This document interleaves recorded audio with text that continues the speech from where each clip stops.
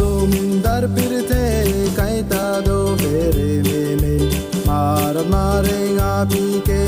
moni ra phan pe sung se bonta moni te jan ke pabro bahadam de kang hon ta dia ave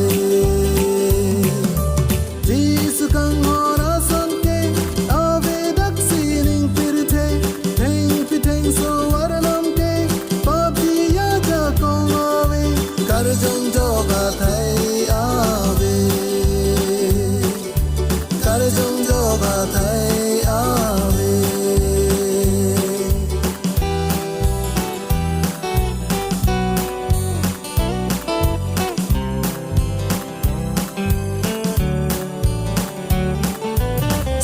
si so kar pido an arju tha ke jokalam deng thanang Kristo aphan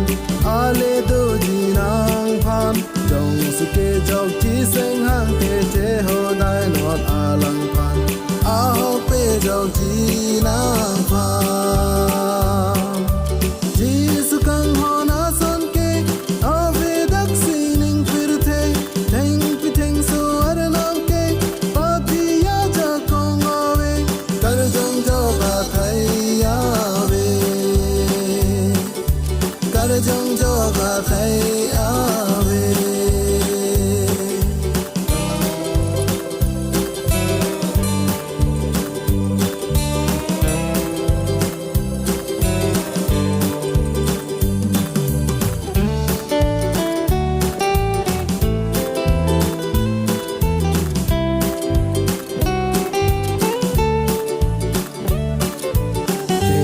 tanga tum do an mun tri par sik jota